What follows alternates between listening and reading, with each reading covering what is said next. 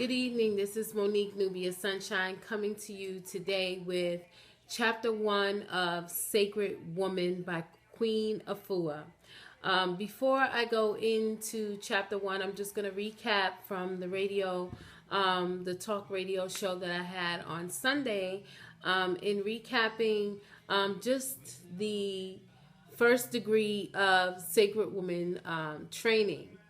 And what we discussed in the Blog Talk Radio was just the different 9 gateways of individuality that I'm going to recap right now, and then I'm going to go into the first chapter. Now, initially, what we went through on Sunday or Monday rather was the gateway of this sacred womb. And that is for us to awaken the power of the womb as our physical and psychological center. We will learn how to identify, cleanse, purify, heal, and honor the primary gateway to our spiritual power, which is in our womb. So with that, we're going to be doing some sacred altar work, which means we're going to create our own altars, some daily spiritual observances, journaling, speaking with your spirit womb, whether it be meditation, prayer, or yoni breathing, or any ritual surrounding just honoring the womb. We're going to be deprogramming ourselves from negative thoughts, and we're going to create affirmations, as well as create a diet for us to have some healthy food intake. And we're going to give ourselves a healing mantra, affirmation, or philosophy. So a healing philosophy could be anything like, for instance, I can say my healing philosophy is going to be giving myself meditation rituals in order to bring forth a life of peace and harmony. I will build relationships that will bring about positive energy in changing my language and my thought process and how I communicate with my partners or with my friends or relatives, family members, and loved ones. I also want to cultivate a healing environment within my body by giving my body the foods and nutrients that it needs in order to continuously build a prosperous and healthy results in my daily living. So you kind of want to give yourself something like that in order to begin your healing process, to deprogram all those habits and things that you have.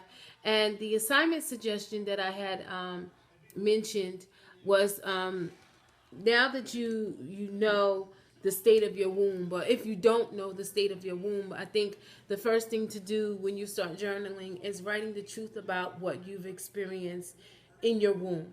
Any discomfort, any discharge, anything that is abnormal, anything that is normal. Describe what it is that you feel from your womb and what it is producing. And the relationships that you're in, because you'll start to see a correlation between the relationships that you're in, the health of your womb, the things that are going on in your body. You will start to see that there's a relation to all of it. So the best thing to do is, when you keep a journal, write down what you want to do, what your plan is in getting healthy. Outside of what we're going to do in the book together, I think it's really important for you to be able to write down what it is that you seek for yourself personally, because we will be doing all this together, but there's going to be many times where you're going to be dealing with you alone as a person. So you want to be able to have some things, some goals that you set for yourself that is a little outside of the group. So we're going to be learning how to have a whole new living approach in our diet, in our womb rejuvenation techniques, our womb affirmations, our meditations and daily prayers. And we're going to gather our sister friends, as we will do in our conversations about the book, and work in harmony with others. So that'll be a part of your journey. The sacred second degree Sacred Woman training is where we learn more about the the 9 gateways of individuality, and I explained this, and I'm just going to go through it very quickly. I'm going to go through all 9. We talked about the sacred word, which is Tahuti, the sacred food, which is Ta'art, the sacred movement, which is Bes, the sacred space, which is Nebet, the sacred beauty, which is Heteru, or Hetaru, you say it with the rolling tongue. And I'm learning as we are learning.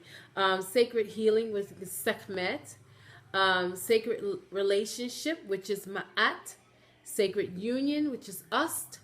And sacred lotus initiation, which is Nefer Atum, or Ust, or Mesh Kemet. So we will learn how to understand all of these things.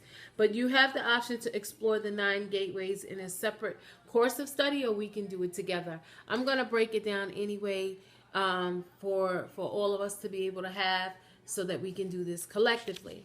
Now, as we move into our first chapter, which is going to bring us into the ancient ways. And it's very important that we reach out into the ancient ways. Even for those who are really not looking to follow Kemeticism, what I would suggest you do is speak with the elder, or go back to any information that you might have of your elders or past relatives, where you can either talk to someone who is living now, or go back in pictures and look at some of the things, or some of the ask about some of the ways or traditions that your family has passed down. And what you want to do is you want to learn about who you are, where you came from, and how things were done in your family. Old remedies, prayers, rituals, celebrations, garb, different type of clothing. You want to reach out as much as possible to your ancient ways, because you want to be able to connect to that part of yourself, so that you can bring that into your in your now. And that's the only way we can be able to heal, is if we have to sometimes go back to the past in order to make a better future, or to start building a better future, and also rid ourselves of our ancestral karma that follows with us. Our ancestors would be elated to know that we are embracing them and bringing them into our present, and celebrating our lives with sharing the present with the past, So I think it's very important. But for me, I'm interested in studying the Kemetic history, because I know that even though I have Native American roots, I also have African roots, and my African roots stem from Kemet. So I am interested in digging deeper and deeper. Just as a black woman, or a woman of color, I want to dig deeper. I'm also going to be dealing with my Shinnecock roots, my Native American, and I have Shinnecock and Blackfoot roots. So I'm going to be looking into that as well, and I'm going to tie them all in together. And with that, I hope that you women explore who you are, not just from the Kemetic end of it. If you have more than just that in your gene pool, then I suggest you go and you reach out to that part of yourself. But I will be giving you information as per the book, and sharing a lot of the Kemetic history, because that's where Sister Afua is coming from as a base. So with the first chapter being Kemetic Nubian Philosophy. And this is the philosophy that is in the book. I'm just going to read a little bit of it. It says, they say our way is dead. They say our way is no more. That the Nile Valley legacy all ended thousands of years ago. But we are here, and we remember. So as I'm going to go further into the book, but that's in the beginning portion of chapter 1. Sacred woman is the entrance way I offer into a state of enlightenment. Following the path of body, mind, spirit purification can bring us to a place where we will be touched and united with the great, great, great grandparents of the earth, the ancestors. My ancestors learned how to combine and unite the elements of earth, air, fire, water, and spirit. And they continue to teach us their methods through carvings, inscriptions on their temple walls, and they bring us gifts of laying on hands in efforts of Ust, which is Isis, and her sister Nebethet, which is Nephthys, to restore life to the broken body of Asar or Osiris, and became a symbol of resurrection for all humanity. And that just gives you a little bit of history of where she's coming from in her history.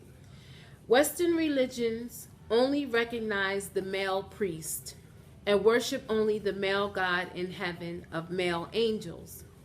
In ancient African spiritual tradition, there is a deep respect for the mother creator and the female priestess, as well as the father creator and the male priestess. The Kemites had lived the philosophy of Maat, which is harmony, and had respect, reverence, and honor for Nitter and its divine manifestation in man and woman and all nature. So what that means is just that our ancient elders not only acknowledged the woman, the feminine energy, but also the male energy as co-contributors of harmony on this earth, on this planet. So what she mentions in Western religion is that Western religion is all about embracing the entity of a male God, and the male energy of the Holy Spirit and the male energy of Jesus Christ, and how it doesn't give you a counterpart, a female counterpart, to show you balance. So already in that particular instance, we are not even thought of religiously as a part of something sacred and something holy. And where Queen Afu is going to is where our ancestors, we collaboratively, male and female energies, respected each other and embraced each other as the same elements, as the same, one and the same, not one greater than the other. So that's something that we, if you're born in Christianity, if you've raised in Christianity, which most of us, that's our foundation, that is what we now have to start to look outside of. You know, I'm not saying move away from it, but I think it's something to consider when you're making a decision to bring about healing of yourself. You have to be honest about what is real and what makes sense.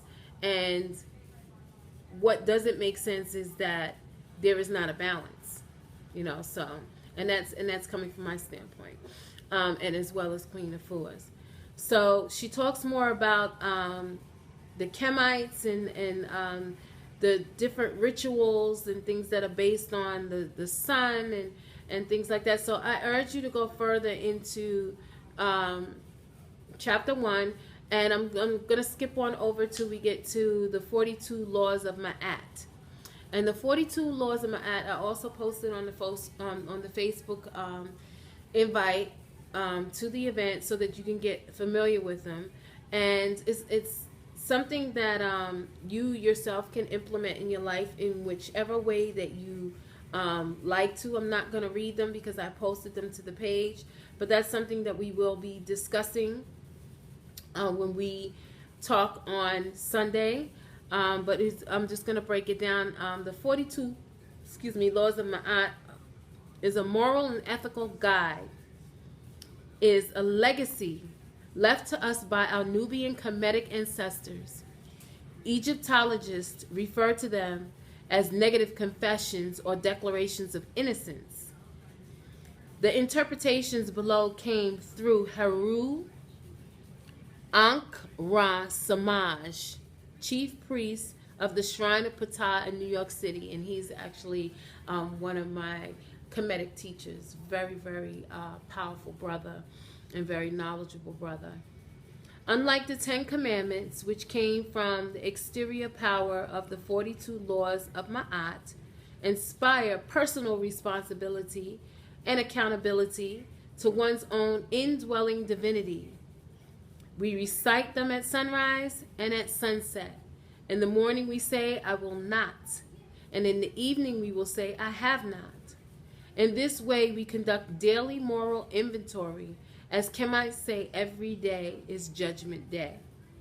Now, I do plan on reciting them, but I probably will refrain from saying not, because I'm a firm believer that what you send out into the universe is exactly how they understand it. So when you put not in something, you're telling the universe what you don't, want in essence. And actually, it works in reverse. And this is how I feel. I'd rather not use the word not for that reason. I'd rather use I will, I shall, I can, rather than using not and can't and don't. So that's just me. And I'm going to cater it to a way that works for me. If you'd like for me to share that with you so that it better helps you do it, then I will do that as well. But if you want to stick to your method in whatever ways that is easier for you, I definitely encourage it. So for now, I'm going to come to you briefly, but I'm going to try to bring something to you again on Friday. I'm still recovering and really getting my head wrapped around the incident that happened. But I am determined to continue to do this journey with